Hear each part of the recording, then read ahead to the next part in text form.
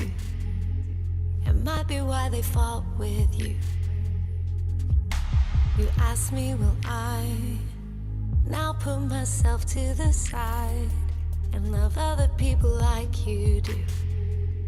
Love them like they might be you. When you gave your only son, you showed a love I can't refuse. So I'm gonna give it back to you. Gonna be the change that I know you can use. You have given me so much, and now you ask me what I'll do. So I'm gonna give it back to you. Gonna be the change that I know you can use.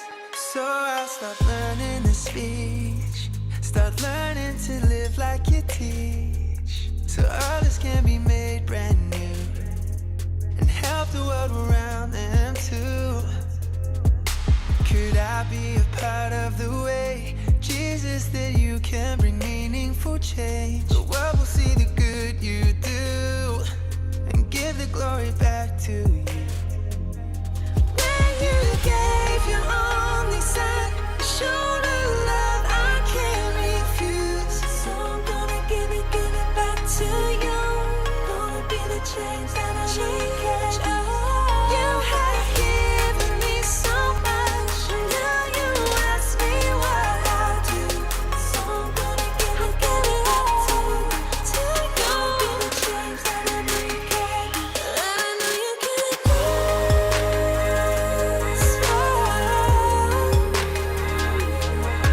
You can take all that I am and show me as you will. To see the world around me like my neighborhood. See the world around me as you go. Wrap my arms around the hurting and misunderstood. Love 'em like they're living in my neighborhood. Love your neighbor, love your neighbor, love your neighbor like they were your savior. Love your neighbor, love your neighbor, love your neighbor like they weren't a stranger. Love your neighbor, love your neighbor, love your neighbor like they were your savior. Love your neighbor like they weren't a stranger. Like they weren't a stranger.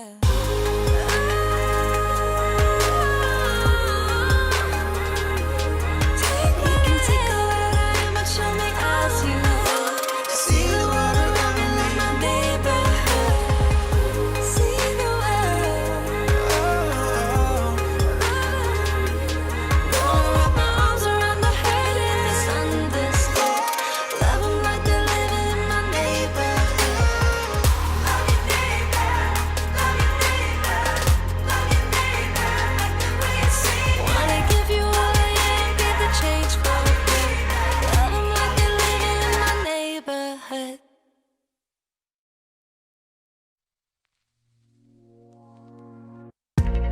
Always taking care for good. What I do won't add to what you've done. When you came and gave your perfect life for us, no way that I ever could understand the sacrifice of love. So I place my hope and trust in you. Carve your plans upon my heart and assure me I've the things to come. So in everything I will hold on to the hope I found in you.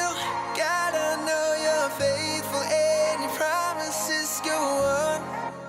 Though I may not see the plans you have for me, even when I'm weak, I know that Jesus, you are strong. So I keep on holding on. Oh, you gotta keep on holding on. Keep on holding on.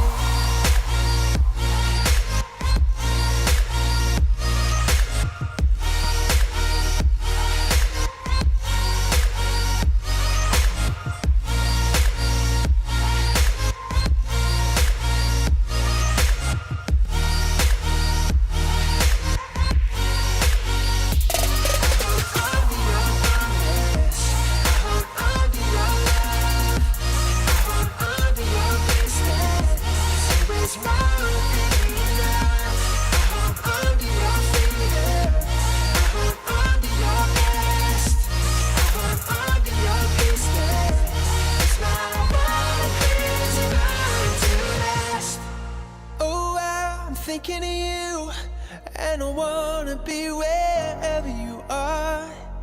Can you light the way and show me where you lead, so I will know the truth? Where I go, I feel you're never too far from me. I will hold on to the hope I found in you. God, I know you're faithful and your promises go on. Though I may not see the plans you have for me, even when I'm weak, I know that Jesus, you are strong. So I keep on holding on. Yeah, yeah. When you can't feel it, and when you can't see it, you gotta keep on holding on. Yeah, you gotta keep on holding on.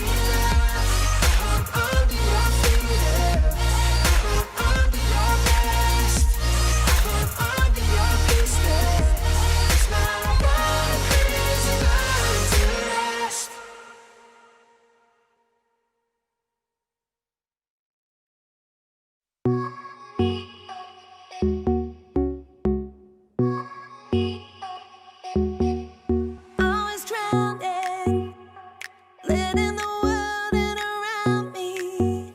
I was fighting with fear when you found me, but you called me alive and opened my eyes to a new way of life. So amazing, with incredible love you have saved me. Despite the things that I've done, you embrace me.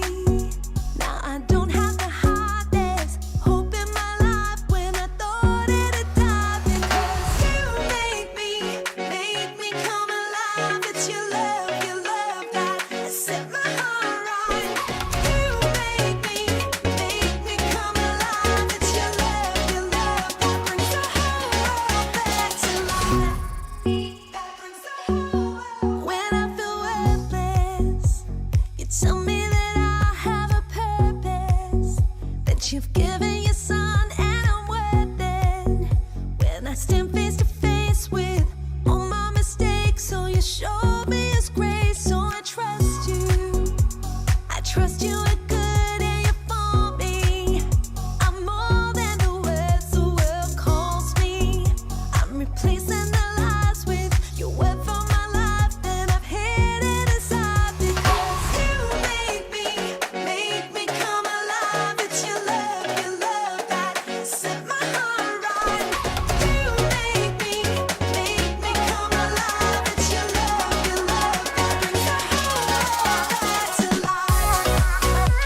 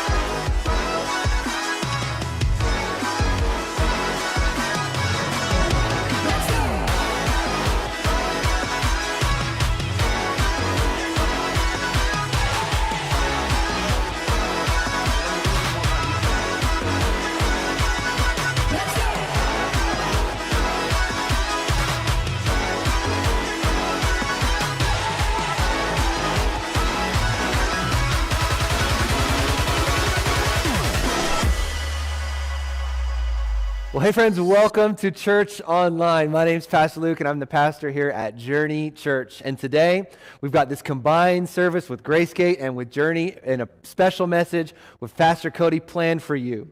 We're in this series, in this brand new part of the year of 2021, called the Faith Challenge. I believe that for you and for me and for us collectively as a church together, that God is challenging us to step out in faith. And I believe that today what Pastor Cody is going to be preaching and speaking is going to speak right to where you and I are at in our lives and pump us full of faith in God for what the future has in store for us. So as we sing in these next few moments with the team and as Pastor Cody preaches, I want to encourage you, take this moment to lean in, try to do the best you can to shut out all of the distractions at home or abroad or wherever you're watching from, and let's lean into the presence of God. I'm so grateful for our time together. I want to remind you that we are meeting in person. So if you are in the area and you feel comfortable, come on in, stop by. We're here at the Gracegate Community Church location for the next few weeks until we get into our brand new location, and I am so excited for what God has in store for us. With that, I'm going to pray. Let's get into church together. Father, in the name of Jesus, we give this time to you. We dedicate this moment of our lives to seeking after you, to leaning into your presence. So Lord, would you come inhabit our spaces wherever we might be, together collectively as a church, as we put our eyes and fix our eyes on Jesus Christ, the author and finisher of our faith. In Jesus' mighty name, amen. Let's worship together.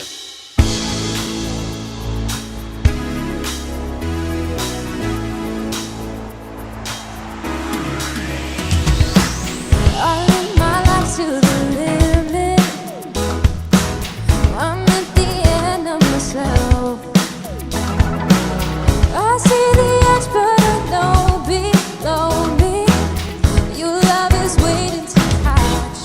I'm falling into you, 'cause no one's gonna love me like you do. I've got nothing to lose, so can't stop, won't stop falling into you.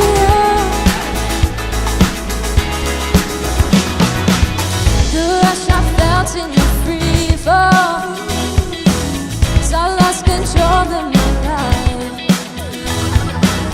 Jesus, the fact that you've always had me, your love is never in doubt. I wanna love it like you love me, I wanna love it like you love me. I'm falling into you, 'cause no one's gonna love me like you do.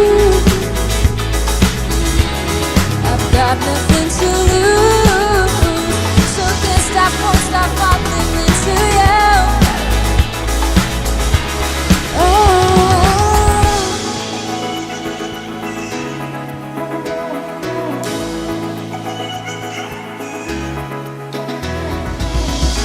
I wanna love it like you love me, wanna love it like you love me.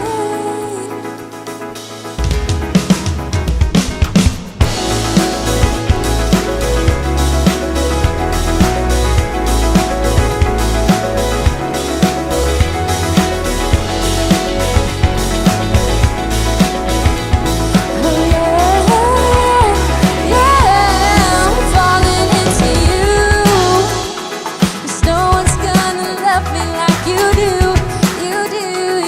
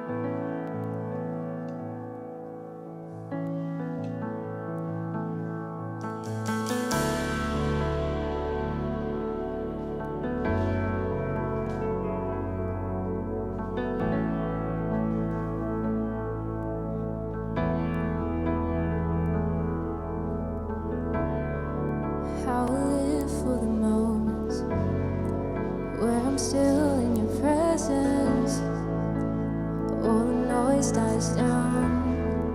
Lord, speak to me now. You have all my attention. I will linger and listen. I can't miss a thing. Lord, I know my heart wants more of you. My heart wants something new, so I surrender all. And all I want is to live within your love, being done by who you are. My desire is to know you deeper, Lord. I will open up again, throw my fears into the wind. I am desperate for a touch of heaven. Whoa, whoa, whoa.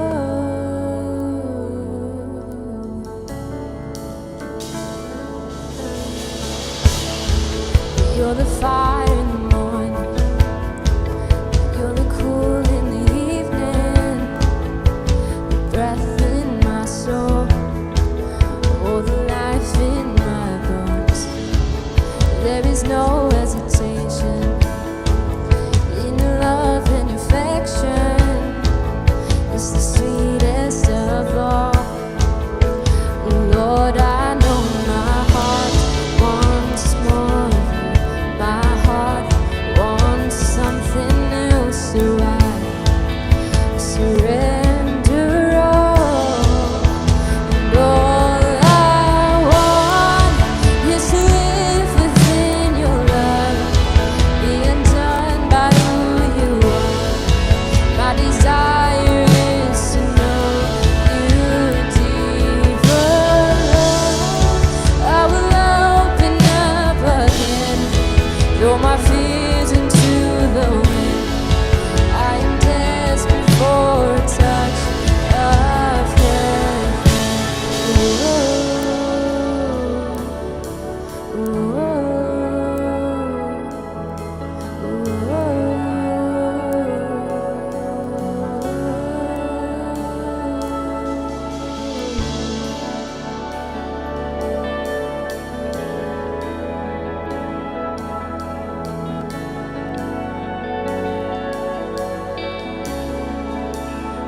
Open up my heart to you.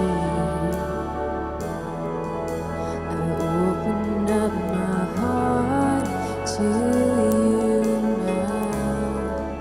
So do what only you can. Jesus, have your way in me now. Open up my heart to you. Open up my heart to you now. So do what only you can. So Jesus, have your way in me now. I open up my heart to you. I open up my heart to you now. So do what only you can. Jesus, have your way in me now.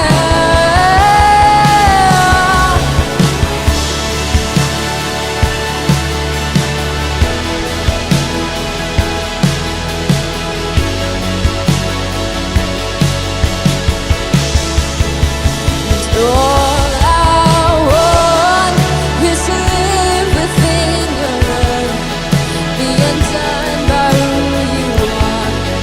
My desire is to know you. Oh Lord, I will open up again, throw my fears into the wind. I am desperate for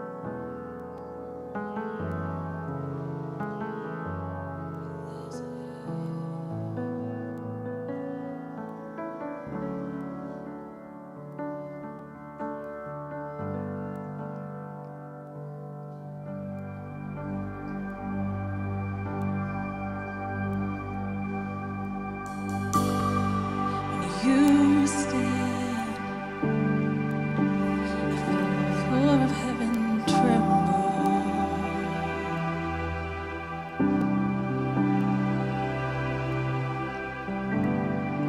As you breathe, we live and have our being.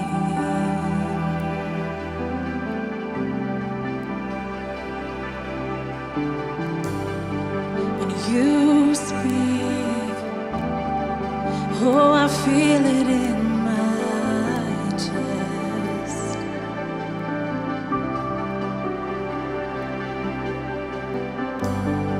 When you sing, and all my fears are put to rest.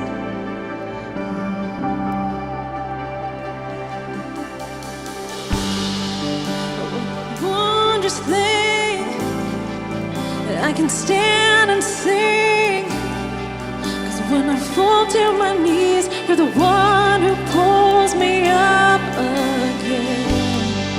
What a mystery that you notice me, and in a crowd of 10,000, you don't miss a thing.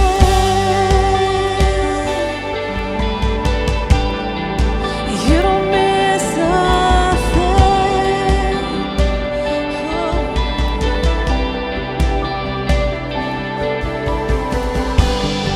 When you sigh, the wind becomes a song.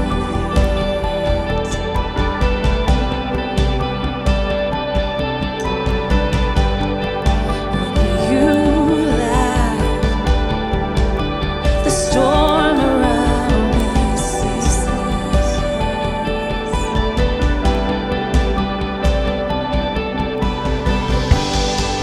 You whisper, all my enemies are scattered.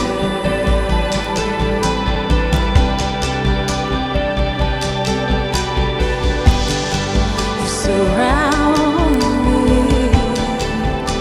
with angels on assignment.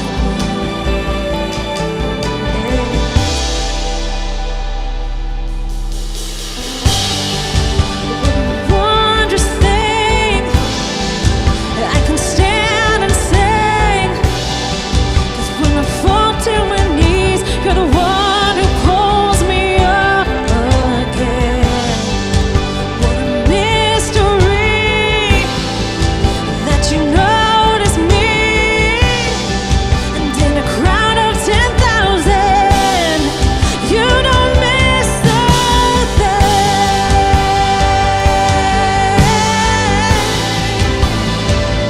You see everything.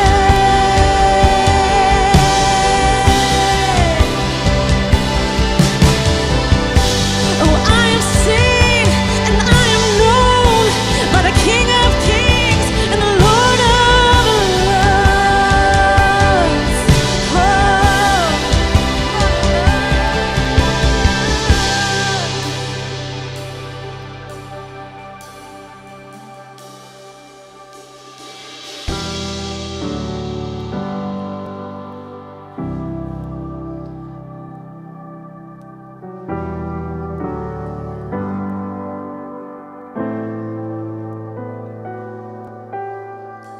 There's no place I can go, your love wouldn't find me.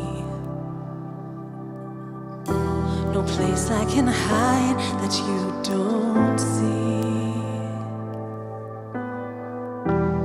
Place I could fall that your love wouldn't catch me.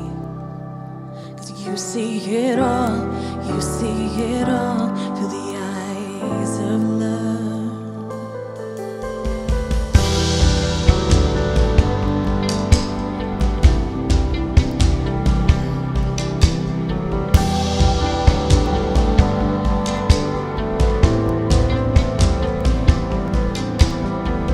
There's no place I can go, your love wouldn't find me. There's no side to hide that you can't see. can't fall, your love wouldn't catch me. 'Cause you see it all, you see it all, you're in everything.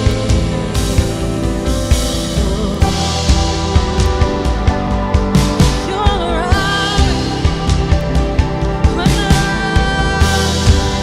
you pursue me, you pursue. There's no place to go where love couldn't find me. No place I can hide, you do not see. When I'm misunderstood, your love understands me.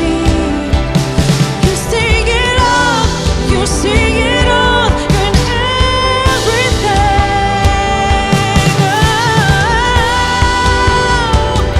Oh, you all around me, Lord. You surround me, Lord, with the sun, There's no place I can't go that you won't find me. There's no place I can hide that you don't see. No place I could go, love wouldn't catch me. 'Cause you see it all, you see it all through the eyes of love.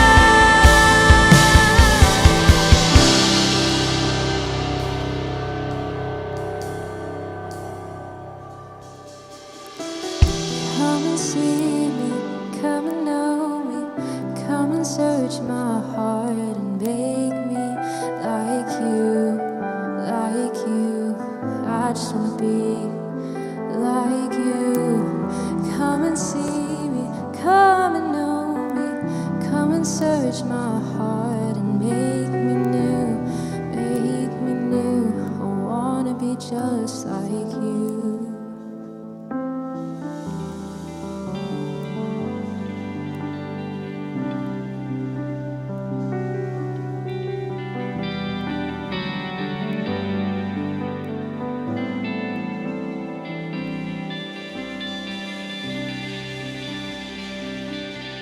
Well, hello, Church Online. My name is Cody. I'm the lead pastor at Grace Gate Community Church. And for the last few weeks, if you didn't know, we have been in this partnership, this bringing together of two churches as one for all of our services, our events, and our teams between Grace Gate Community Church and Journey Church in Redmond. And it has been a great adventure for me. And I know many of you guys are feeling that out and leaning in to see what God would say. And I just encourage you to continue to do so. Last week, Pastor Luke started something that I love. He started our beginning of our year with 21 days of prayer and fasting. And if you haven't joined into that, it's not too late to start. I personally love seasons of prayer and fasting. I'm hungry right now, and it's not that I like to be hungry or that I like to suffer or like to miss out on some of the things that I enjoy when I'm not in a season of prayer and fasting, but I love the clarity that it brings. I love the way that it benefits my soul, that it uplifts my spirit, that it realigns my body. I love the time set apart to just spend time with God in praying and seeking Him and hearing from Him, and I hope that you're getting to enjoy that as well. Pastor Luke also started something last week with a new series called the Faith Challenge. And how many of you know that faith is sometimes a challenge? And so when we're diving into this message, I want to bring a perspective that might be a little bit different. Faith is a challenge, but oftentimes faith is a challenge because our focus is challenged. And so that's what we're going to be talking about today. And before we jump into that, I want to just give a little bit of a definition of faith.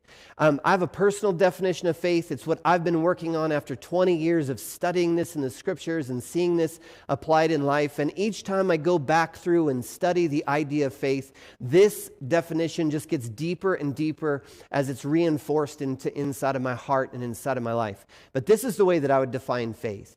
It is the response of trust. You see, most people think about faith in our culture. We think about faith as believing something. But this is a way to rethink faith in the terms that I just described that is beyond belief. Because what happens is if I look at this pulpit that is sitting right here in front of me, and a friend comes and tells me, if you lean on that pulpit, it'll hold you. I can believe that and have it not be faith as the Bible describes it. I can believe that what he told me is true and it not be faith as the Bible describes it. It's not faith as the Bible describes it until I lean on that pulpit. When I lean on that pulpit, it becomes faith, because faith is the response of trust. It is the outward behavior of leaning into the unknown because I trust the one who said it. Now, there are two ways of looking at faith, and oftentimes we get stuck in our faith because we apply the first one, which is misplaced faith, and we miss the second. The first one is if my friend says to me, faith, you can have faith that that pulpit will hold you up. And I take a step back and I look at it and I evaluate the structures of it. I look at the welds, I look at the way that it's constructed and say, you know what, I believe that. That is not faith. That is me having a confidence in my evaluation of a circumstance. That's not faith. Even if somebody tells me that I can trust it, as soon as I lean on it, it wasn't faith if I did it as an evaluation of whether or not I believed it can hold me. Faith, as the Bible describes it, is the act that I take to lean on the pulpit, not because I trust the pulpit's integrity, but because I trust the one who told me I could lean on it. And that's such an important thing that we're going to look at today. Because when faith is challenged, it becomes greater faith. Oftentimes, we don't like our faith to be challenged because it's hard, it's difficult, it's reaching into the unknown, it's reaching into the unseen, and not knowing how the outcome is going to play out. And that's often uncomfortable, especially when we have to keep walking in faith in the direction that God has set before us, and the circumstance start to experience something shocking or some kind of setback. You don't have to look very hard to find something shocking or setback. If you're watching on YouTube, just look down in the videos below this one. If you're watching on Facebook, just scroll down that Facebook feed a little bit, and you're going to find plenty to be shocked by or feel like is a setback. And in that moment of feeling the setback, when we believe that we already started out in the path that God called us, when we hit those setbacks, our faith is challenged. Oftentimes, faith is not a challenge when we first hear God speak to us. I want you to do this. I want you to stop doing this. I want you to look at things in this way. I want you to draw near to this person. I want you to forgive in this circumstance. When God says those things, it often doesn't take a great deal of faith to start out on that path. But once we hit the first setback, once we start to come in contact with the shocking way in which circumstances can play out, that's where the faith challenge happens. But when it gets thick, when it gets difficult, when it gets rough, the real faith challenge happens. And that is actually the focus challenge. This is what focus means. Focus is something that happens in our eyes. And you could take this moment right where you're at and look out whatever window is closest to you. And if you look out that window, your eyes are going to pick up everything in a grand view of what's out there. And now I want you to take just a second, and I want you to focus on one thing that you see out that window. Just take a second and look hard at that one thing. Recognize the details, the colors, the shapes, the angles of that one thing out that window. Did you notice that everything else got blurry? The way in which our brain is designed by God is to concentrate its energy on what matters most. So when our eyes are taking in this extraordinary amount of information and our brain is deciphering it, the more intently we look at one thing, the more our brain chooses to blur the rest. The same thing happens with our energy. When we take something we're looking at and say you were to set out after that thing, our bodies would begin to realign, to organize itself to accomplish getting to that one thing. So it forgets the rest in order to obtain the one thing. That is by definition what focus is. And in the challenges of our faith, the real struggle is our focus, not our trust. Because faith is the response of trust. We can still believe in our heart that God is for us, that He called us these things, but our actions begin to change and our faith begins to be misplaced, and we get stuck in the circumstances of our life because our focus gets off of the one who promised and onto the circumstances that we've begun to evaluate. Now, one of my favorite stories about this is in Numbers chapter 13. Would you just turn with me? I know not a lot of people are thinking my favorite book in the Bible is Numbers right now. If you've read the Bible and you've read the book of Numbers, you know what I'm talking about. Enjoy the joke with me. It's a Bible nerd joke. But in Numbers chapter 3, there is a story that is so useful in this understanding of what's happening, because it gives us a direct parallel of people who were in the exact same circumstance, who had the exact same upbringing, who heard the exact same circumstances or instructions of God, and had the exact same anticipation of what they would find. But when they went in, their focus changed, and therefore their outcomes changed. So in Numbers chapter 13, we're going to begin in verse 1. The Lord spoke to Moses, saying, "Send men to spy out the land of Canaan, which I am giving to my people Israel.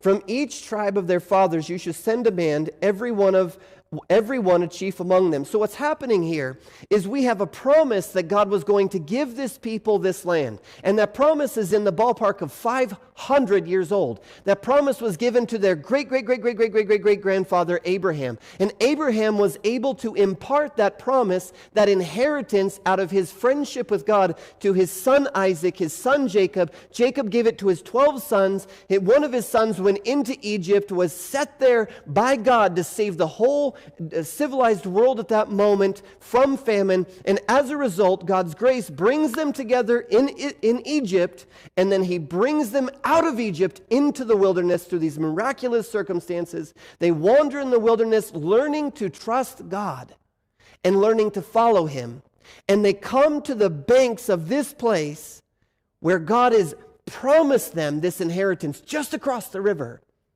And he gives them instructions to send some of their trusted leaders to go ahead of them to see what it is they're about to inherit. Now, this is an important understanding.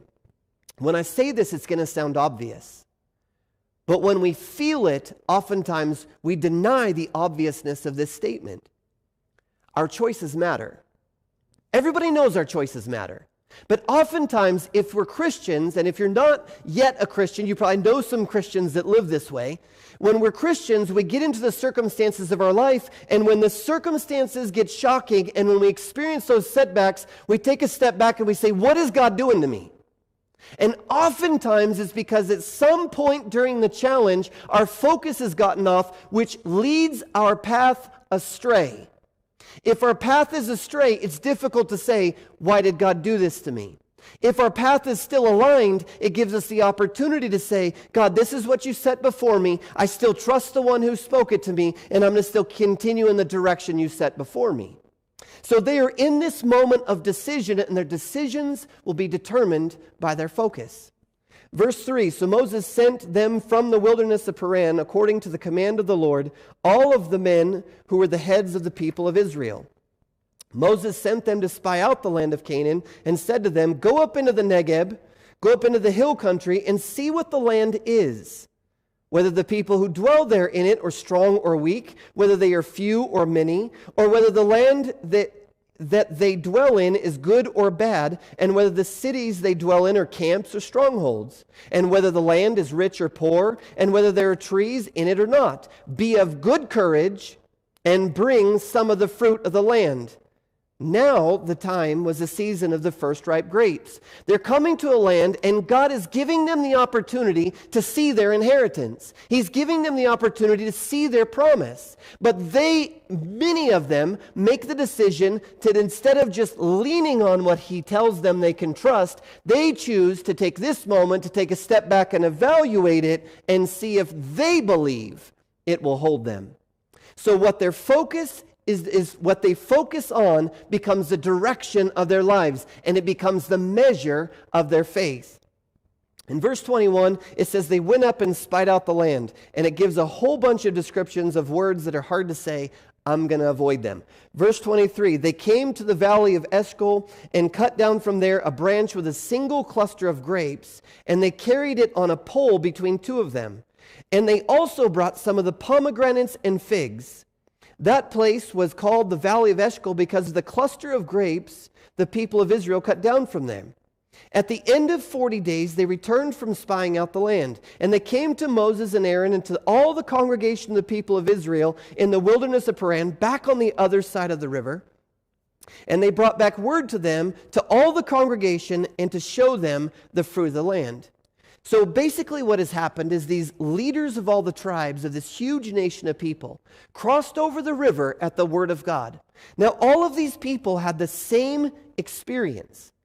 They grew up in the same period of time. They were discipled by the same documents. They were discipled by the same priests. They were all led for the majority of their life with a pillar of cloud that was the presence of God ahead of them during the day, and a pillar of fire by night. They had had God provide to them water when there was no water in the desert. They had had God provide to them food when there was no food. They'd had God provide to them an aspect of worship and an entire governmental organization of their whole community, which they had no qualifications to provide. They had seen God over a period of years set their life in order with Him as the center, and all of them had the same experience of that life. Yet all of them came back with a very different focus when they went out in this moment of faith. Verse 27, they told him, "We came to the land which you sent us. It flows with milk and honey, and this is its fruit. However, the people who dwell in the land are strong, and the cities are fortified and very large. And besides, we saw the descendants of Anak there. And the Amalekites dwell in the land of Negeb. The Hittites, the Jebusites, the Amorites dwell in the hill country. And the Canaanites dwell by the sea and along the Jordan." But Caleb, one of the guys who went with them, quieted the people before Moses and said, "Let us go up at once and occupy it, for we are well able to overcome it." Now think about these 4 different points of focus. Every single one of them grew up with the same opportunities. They were sent into the land well equipped, well established in their faith, in their community, in what God has done. They have many times before seen God come through for them.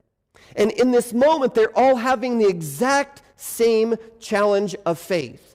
Can I just say, if our faith is not challenged, it ceases to be faith. Faith is a response of trust, and this is in essence a relational exchange. The reason faith is a response of trust, the reason we have these complex verses like Hebrews chapter 11 verse 6 that says, "Without faith it is impossible to please God." Now many of us, when we have these moments where our faith is being challenged, we don't like verses like that, because we think that this is somehow a performance, that we have to do everything just right and then God will bless us. And we need faith to do that. So we feel the performance anxiety, we feel all this determination, we get very strivey, we get very self-willed, and we get ourselves stuck because we don't understand that that verse is a relational verse. What God is saying is, I love who you are. I believe in who you are. I know who you created to be. I know that there is a purpose and a plan in my heart for your life, but you're going to have to trust me to get there. You're going to have to trust me as a person the way I love you as a person, and you're going to have to take the steps I ask you to take. If we don't take the steps He asks us to take, we won't get where He asks us to be, because that's the place He wants to live with us.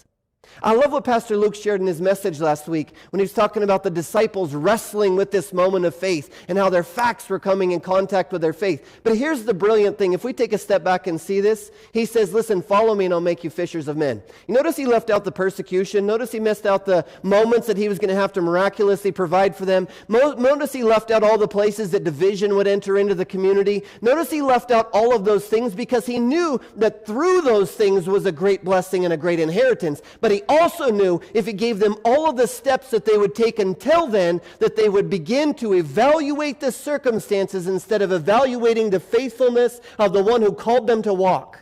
And if they evaluated the circumstances, they would shrink back in fear and they'd cease to follow him. Because he's a loving Father, he gives us the measure of information that we need. And he says, "Listen, I've got a good plan for you. I'm a good God. I know how to lead you through this. I know how to protect you. I know how to provide for you. I know how to prepare a place for you. I know how to give you the desires of your heart that you can't yet define. But you're going to have to follow me. And that's going to mean times that you don't understand, that you don't know, that you don't see, that you don't know what to do. But the whole time, all I'll ever ask of you is that you trust me and you follow me." And that's what the disciples did in that story. In this story, some of the people chose to, and they entered into the place where they got to dwell with God in harmony. and some of the place did not. And listen to this, God in his faithfulness still continued to provide for them, to protect them, to remain with them. He did everything he ever promised to them that he would do. And if you're sitting in a moment of your life where you feel like your path has gotten off track, and you feel like God doesn't want to come back to me because I made the decision to go in a different way, you cannot outrun the faithfulness of God. The grace of God is always coming after us. Even when we go the wrong way, he goes after us, calling to us, this is the way, walk in it, because you cannot outrun the faithfulness of our God. So he still went with the people who refused to dwell in the place that he set up to dwell in harmony with them. And as they do this, look at the 4 things that they had the option to focus on. The first one is they had the option to focus on the land that he promised them. They went into something that God told them was good. This is what God said to Abraham, I'm going to give you the land. Didn't even tell him about it. I'm going to give you the land. Abraham passed that on from generation to generation, and they weren't looking at the goodness of the land. They were looking at the goodness of the one who promised it. And yet in this moment, God is giving them the opportunity to have their faith encouraged if they can see what he's showing them. He shows them something that is so beyond their wildest dreams that they come back not describing the fruit, the people, and the cities they were sent to instruct. They come back using terms like milk and honey. Here's what milk and honey means to them. It means that the abundance is so profound that it's abundant in the domesticated places and it's abundant in the wild places. The place of milk is where the sheep and the goats and the cattle live, and you only get milk when cattle, sheep, and goats are healthy. The land is so flourishing that the domesticated places are abounding with their produce, with their fruitfulness. And the wild places, the places that you couldn't make something happen, are filled with honey, flowing with honey. The language is the language of overflow. These people had an opportunity to come back and see that the land that he had promised them was so much more than anything that they could have asked or imagined. That's Ephesians chapter 3, verse 20. You want that one for your prayer journal. They come back and they're carrying grapes. You guys, they're carrying a cluster of grapes so big it takes 2 men to carry it. I have never seen a cluster of grapes so big that it takes 2 men to carry it. He gave them the opportunity to focus on the promise that he gave them. He knew they were going to face setbacks and shocking circumstances when they dove into this. He knew they were going to do that. He wanted to give them an additional opportunity of focus. He knew that when their focus came off of them, he wanted them to have another focus to come back to. And that could be the land that he promised them. He could set some vision in front of them and say, you've got good ahead of you if you walk in my ways.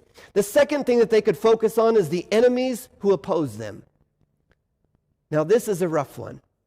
They went into a good place. And all these names that I just read, these are the biggest, scariest, toughest hombres on the block. In this region, these are the people that nobody wanted to quarrel with. They were dark, they were hard, they were scary, they were vicious. They went and they took what they wanted, and they all wanted this land. So they found a way to sort of coexist with small battles between them so that they could all get some of the good of the land and hopefully not kill each other doing it. And so when the Israelites go to look in this and they find the meanest, toughest groups of people in the world who are vicious and don't care to kill you, when they go to find these groups of people, their focus began to focus on those people. Now, a little bit later, we're going to see in the chapter, it says that when we looked at them, we were like grasshoppers in our sight, and we were to them as well. If their focus became on the enemies who opposed them, if their focus became on the place that resisted them, on the obstacles in their path, what happens when we focus on one thing? We begin to blur the rest. So now their focus could not be on the fruitfulness of the land that was set before them. Now as they focused more and more intently on the enemies and the obstacles, the blurring began to happen of the land they were going into. The third thing that they could focus on came from Caleb in verse 30, the strength within them. Caleb resists this mob, this crowd that is gathering together saying, I know he told us to go, but we can't. And just imagine, just try to empathize with the conflict that is happening in that community in that moment. They're thinking, man, we don't want to see, we know what they've done to the children and to the wives of tribes that they've conquered before. We don't want that for our families. We don't want that. We'd rather live in the wilderness, or we'd rather go back to Egypt than face that. There was a conflict within them because they began to evaluate the circumstances and they lost focus on the one who sent them into it. The more we focus on one thing, the more we blur the rest. And Caleb stands up and he quiets the crowd. He quiets and he says, listen, we should go up at once. We are well able to overcome this. And I personally believe, we don't know what is in the heart of Caleb, but I personally believe that he wasn't talking about their own strength to do it, but he was looking with a bigger viewpoint of all the ways that God had come through with them in the past. He was seeing a oneness between the people of Israel and God, and he's thinking, we, God included, can do this. But in our culture, there's another opportunity for focus right here. Because if we say, we're well able to do this, I sat back and I evaluated the welds on the pulpit, the design of the pulpit, calculated my own weight in the midst of that, and by my own strength, by my own knowledge, by my own ingenuity, by my own sense of evaluation and assessment, I know I can lean on this. They could have lost focus on what was happening in that moment and began to focus on their own strength. No matter what part of the spectrum you're on, maybe you're one of those people that are super confident. You've gone and you've conquered some big obstacles and you've got the trophies to prove it. Or maybe you're on the other side of that spectrum and you feel like you've been a failure for your whole life and you can't accomplish anything. Maybe you're like most of us and somewhere in between those two things. Our own strength can become a point of focus that causes us to blur what God's doing and evaluate everything in front of us based off of a faith in what we think we can or can't do. That's a trap. We cannot fall into that trap. If our focus is on our own strength, our own ability, our own education, our own knowledge, our own finances, our own past or a history or a resume, if our focus is on our own strength, it's going to blur the rest of what God is doing around us, and we'll get stuck in a rut just like they did. That's not what I think Caleb did. I think Caleb was coming into this fourth point of focus. First one, the land promised to them. The second one, the enemies who oppose them. The third one, the strength within them. And the fourth one, most importantly, is the God who sent them. I believe God had a focus on the God who sent them. And it is so easy to lose our focus on the God who sent us, because this is the only one that is faith as the Bible describes it. Faith, as the Bible describes it, is the action that corresponds with trust. And it's not about trusting the circumstances or trusting my ability or evaluating what's happening around me. It's trusting the one who called me to go. And in this moment, Caleb does what we all need to do when we get stuck in that rut, because all of us get stuck in that rut. I've been stuck in that rut multiple times in the last year, where I begin to evaluate what's happening around me and my attention becomes so locked on something that's happening. It happened with COVID. It happened with shutdowns. It happened with politics. It's happened with a number of things where my focus gets so honed in on that it blurs my focus on the rest. The only way to get the focus back is to take a step back, to zoom out and get the big picture again. Because at any point in our life that we zoom out and get the big picture again, guess what? God comes back into that picture. And when God comes back into the picture, there's this settling that starts to happen over our heart. And we can look with honesties and say, you know what, the enemies of the land, they are big. You know what, the obstacles that we have to overcome, they are big. The fruit in the land is great, but that's not what I'm focused on. I trust the one who sent me. I trust the one who called me. I trust the one who loves me. I trust the one who's directing me. And because I trust him, I'll take the steps I don't understand, and I'll enter into the lifestyle of following by faith. Even though the setbacks and the shocking may come, I keep walking because I trust the one who's leading me. This is the fourth one and the most important one. But what if we don't? What if we don't get that focus back? What happens? Look at this next verse, chapter 14, verse 1. Then all the congregation raised a loud cry, And the people wept that night. And all the people of Israel grumbled against Moses and Aaron. The whole congregation said to them, "Would that we had died in the land of Egypt. Oh, that we had died in the wilderness. Why is the Lord bringing us," listen to the language, "why is the Lord bringing us into this land to fall by the sword? Our wives and our little ones will become prey. Would it not be better for us to go back to Egypt?" And they said to one another, "Let us choose another leader to go back to Egypt." There are two groups of people that are distinguished in this moment. This is one big conversation after they come back with the report. And in this moment, there's a distinguishment between two people. One of them is the one who just expressed this. And often, I think we have fallen into this as a people in this moment of 2020 and now the beginning of 2021. In this moment, this is what happens when we start to lose focus. When our faith gets misaligned and our focus begins to get hyper-focused on the wrong things and blurred the rest. Here's what happens. We get skeptical about the present, scared of the future, and we romanticize the past. Here's exactly what they did.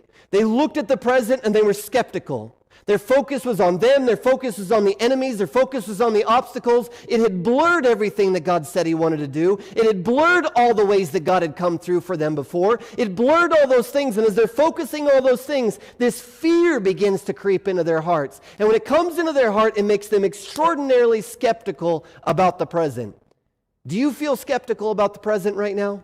When someone asks you what you think about things, are the knee-jerk reactions of your own heart, the words that come out of your mouth, are they, I don't know. I don't know how that could happen. I don't think America can get better. I don't know what's going to happen in the church. I don't think this is going to make it. I don't know. The skeptical about the present and scared of the future is a sign. It's a sign to us, brothers and sisters, that our focus has gotten off and our faith is misaligned. But when we zoom out from that, when we stop being so skeptical in the moment, and we start to believe that there are things that God can do right now, when we stop getting scared about the future, and we zoom back for a moment to get a look that God can still bring good out of anything, and we stop romanticizing the past. How often do we romanticize the past? Do we not come out and say, "Man, I just wish things were the way they used to be. I wish things could be the way they used to be"? Did you know that your memory works just like your eyes? When we think back in memory, our brain takes in so much information that it decides what it's going to keep and what it's going to store as memory. When it stores it according to the emotion that we felt. And when we pull that memory back out, we go to a point of focus, we look into the past, we draw our focus to that memory, and we pull the memory back out of that. It takes all the emotion, it has to make sense of it. So it selectively chooses the things that it had collected as information to surround that memory. Did you know that every time you revisit a memory, you change it? Because our brain has the impossibility of pulling the whole packet of information back. It just selectively chooses what it wants to focus on, and then imagination recreates the scenario around it. Every time we look back at the past, I've had a number of these conversations with folks at Gracegate trying to figure out what we should do as we're making this decision. This decision's coming up next week. And they're like, "I missed this." And I'm like, "Did you know we haven't had that for 2 years?" "Oh, what? I can't believe that." "Well, I just love how we were like this." "Yeah, we haven't had that for 4 trimesters. Our memory romanticizes the past because it goes back to what we valued, and imagination fills in all the holes. They did the exact same thing. They did it to such a profound degree, that they made a conscious decision to not go to the place that God had called them. They made a conscious decision to disbelieve the promise that He gave them. They made a conscious decision to engage in divisive behavior because they were so scared of the future, skeptical about the present, and romanticizing of the past. How many ways do we do that through COVID? How many ways do we do this after all the election drama of this last week? How many ways do we allow fear and misaligned faith to creep in and redirect our focus and cause us to blur the things that God is actually drawing our hope, our peace, our grace, our joy, our attention to? But listen, not everybody followed that path. Our words matter. And we see in the words of Caleb that his heart was focused on something else. I love the passage in Luke chapter 6, verse 45. It says, out of the abundance of the heart, the mouth speaks. If you want an evaluation, because we all need this evaluation every day. If you want an evaluation of how your faith is doing, how your focus is doing, listen to your words and listen to the words of the people around you. There's nothing wrong with pointing out obstacles. God had no opposition to them seeing all 4 of these focus points. His problem was when they hyper-focused on one and blurred the rest. There's nothing wrong with evaluating the circumstances of your life or the decisions ahead of you. In fact, I believe God would encourage you to do so, to evaluate those things, to look at them, to know with honest eyes what they all measure up to. But is God a part of the equation? And if our words reflect, I believe God is still calling me forward. Maybe he's not calling you forward, but I believe God is still with me. He's directing me, and he has a path for me. And I'm trying to navigate it even though I don't know every step to take. But if our words sound like we can't do this, God has abandoned us, God is not for us, listen to the language. Did God bring us here to make our children, our wives and our children pray? When we get hyper-focused, our perception of God gets misaligned. Our perception of church and mission and community, it gets misaligned. But when we step back and see the big picture and God comes back into focus, when God comes back into focus, we get to reevaluate all the other things that were there. Notice God told them to look for the obstacles, to look for the enemies. He wanted them to see them with open eyes. But when they went in, what did he ask them to do? Be of good courage. Allow your focus to be strong, that you believe my word, that you believe my character that has been proven throughout the duration of your life. Remember to look at these things with honest eyes, but with your focus on the words that I'm speaking to you and the God that I've been to you. This is how we realign our focus. We zoom out and we get God back in the picture, and then we relook at the things of our life with God able to speak to him, with a good God in the midst of them. But those words can be an evaluation. They can help us to see the difference. There's one person that engaged this in an entirely different way, and this is in Deuteronomy chapter 1. And this is, the story of Numbers is the recording of Moses as they're living through these things. But the book of Deuteronomy is my favorite book in the Torah, the first 5 books of the Bible, because it's the book of hindsight. Deuteronomy is after they wander for 40 years in the wilderness, because what happened to them is after this conversation, God speaks to Moses and said, I'm deeply disturbed and disappointed with the decision all those people made to leave me, to leave you, to leave the path I've set before them, to leave that. They won't get to enter into my promised land. And then he said to others, you will. So what makes the difference? Because God is faithful to remain with us, to be with us in grace, to give us opportunity. He's faithful to do that no matter which direction we go. But there's one that leads to the promise, to the inheritance, to the blessing, to the place that God wants to dwell with us in a greater harmony than we've ever understood. And there's one that doesn't. He said in Deuteronomy chapter 1, verses 35 and 36, not one of these men of this evil generation shall see the good land that I swore to give to your fathers, except Caleb, the son of Jephunneh. He shall see it, and to him and to his children I will give the land on which he has trodden. Because listen to this, because he has wholly followed the Lord. Why such harsh words? This brings us right back to Hebrews chapter 11, verse 6. Without faith, it's impossible to please God. Why is that? And oftentimes when we're in the challenge of faith and that skepticism is rolling and that fear is rolling and that romanticism of the past is rolling, when all those things are happening, we look at this and we say, how could God say that? Remember, it's all about relationship. The options were this simple. God was saying to them, I want you to come into this land. And I want you to focus more on me, because in this place that I'm leading you, I want to dwell in your midst. I want to grow you. And you cannot grow without faith. You cannot grow nearer to me without faith. You can't come into a greater knowledge of me if you won't trust and follow me in the unknown.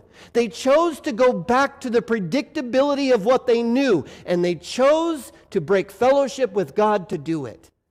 This was a relational decision. It was a relational betrayal. Oftentimes, we don't think about the decisions of our lives being more relational than they are purposeful. And with God, relationship trumps everything. What he's looking for a people who desire to know and be known by him. Because when we know and are known by him, we come into a relationship where we love and we're loved by him. But oftentimes when he's directing our path, we don't know what to do, so we have to trust and follow anyway. And when we trust and follow anyway, we experience the faithfulness of God. And in the faithfulness of God, we come to see his love for us, and we love him in a greater dimension. That's the way this relationship works. That's why he was so disappointed with one group and delighted with the other, is because one was willing to trust him in the relationship, and he knew it would lead to a greater relationship connection. The other was unwilling, and it was the breaking of the conscious decision to break relationship to cling to predictability. I believe that all of us are in some sort of moment like this. I believe that we're all in this moment, and the invitation of God in this moment is to be like Caleb, to be one who would wholly follow the Lord. I'm not telling you what you should do with any of the circumstances in your life, but I'm telling you the invitation of grace, the invitation of the Spirit is that you would wholly follow the Lord. That means with all that you are, and all that you know, and all that you don't know, that you would wholly follow the Lord with all of your life. And every moment that you'd wholly follow him. And if you're stuck in one of those ruts where you're focused on the wrong thing and it's made everything else blurry, just take a couple steps back. Get a picture of zoom out of the big picture of your life and look back at the moments that God has been faithful, that God has brought you through. If you've never experienced something like that, maybe look to the lives of other people who've had the opportunity to live in relationship with him over a greater length of time. I promise you, they have stories of the faithfulness of God coming through for them. And from that zooming out and remembering of his faithfulness, when we remember his faithfulness and we look at those circumstances and then we start to zoom back into what we're facing, we'll look at it with a different focus and we'll walk in it in a different faith. That's my invitation to you this morning. And I want to just take this moment for any of you that have never had that. If you've never had that, that is the invitation of God for you this morning. He wants to lead you in this wild adventure of both known and unknown. He wants to lead you in this adventure of faith that begins to reshape every aspect of your life, every aspect of your thinking and your feeling, every aspect of your behavior and your relationships. He wants to bring himself in and all of the redemption that he brings, all of the restoration that he brings. He wants to come into your life and dwell there with you and lead you through a life of transformation into a sense of identity and purpose and belonging like you've never known. It is the fullness of my life that I believe that to be true, and I want it for you, and I believe God wants it with an imagination that's beyond anything that I could possibly wrap my head around. And so I want to invite you to pray this prayer with me. Not that this prayer makes it perfect, but this prayer is just a step of faith in the direction of making a commitment to follow him. Would you pray with me? Father, I commit to you my life. I commit to you my past. I commit to you my present. I commit to you my future. I put my sins into your grace. I put my future into your faith. And I ask you, God, to receive me into your family name, to fill me with your Holy Spirit, to forgive me of my sins, and to lead me in the way everlasting. I believe if you prayed that prayer, you just took a step of faith like no other that you will take in the rest of your life. Now, the rest of your life may feel like another one of those decisions every moment and every day, but we want to do that with you. Continue to watch online. Continue to do church with us in person if that's something you're comfortable with. But we're going to put a number across the screen up here, and I want you to text the word life to that number because we want to join you in your journey. Nothing in the Christian faith is meant to be done alone.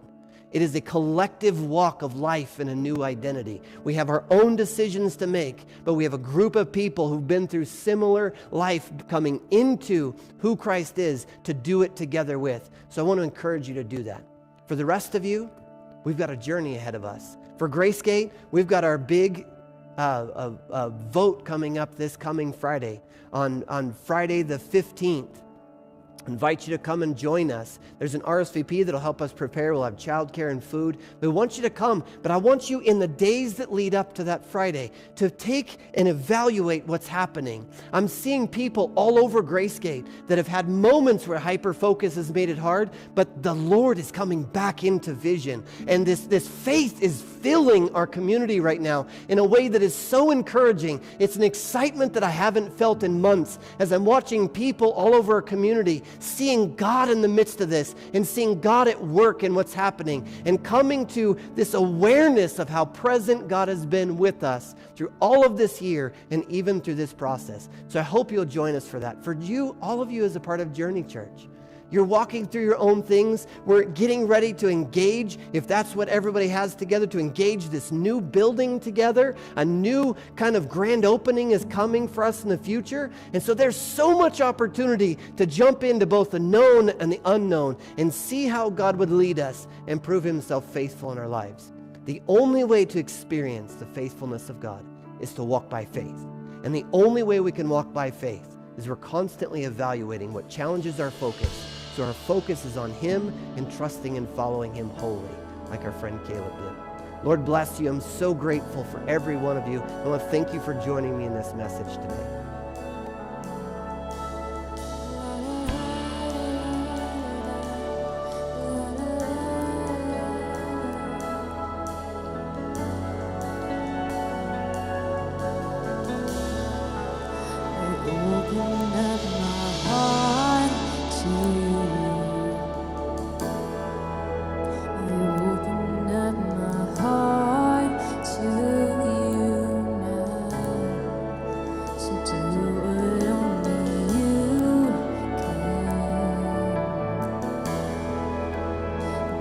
Jesus, have your way in me now. You open up my heart to you. You open up my heart to you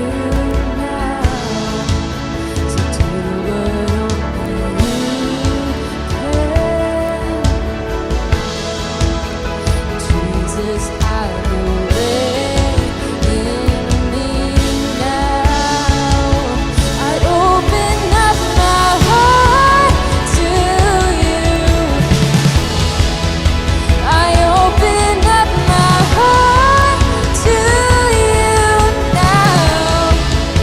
To do what only you can.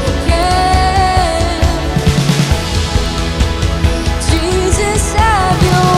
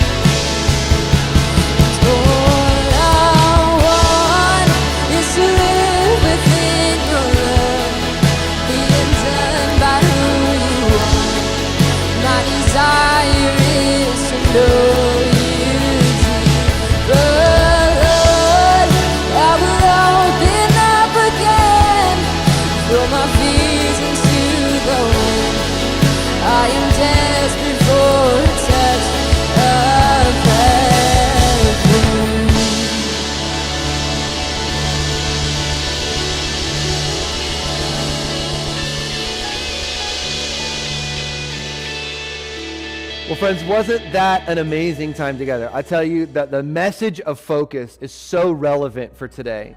Even just as we look at what's happened in our nation in this last week, we can look all around and see, what are we going to fix our eyes off of? And Cody's challenge and Cody's question of even how do we respond when somebody asks us about how we feel about the present, that indication of where our faith is based on that answer, man, I'll tell you, that got me right where I was at.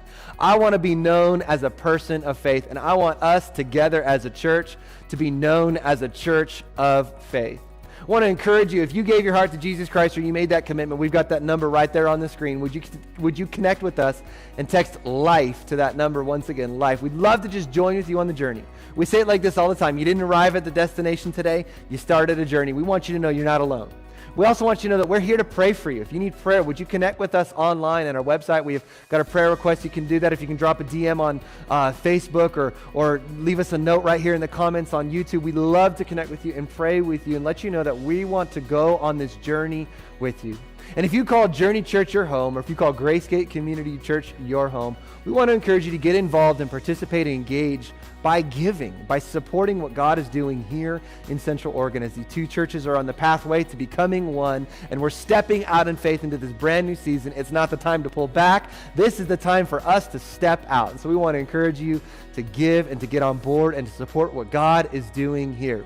Friends, I can't wait to see you again next week as we have church once again and we continue this series of the Faith Challenge. I know God wants to speak to you. I know God wants to speak to me. So let's press in this week and fix our focus on Jesus Christ, the answer, and not everything else that's going on around us. And we're going to have an amazing season ahead of us as a church here in Central Oregon. Have a great week. We'll see you guys next time.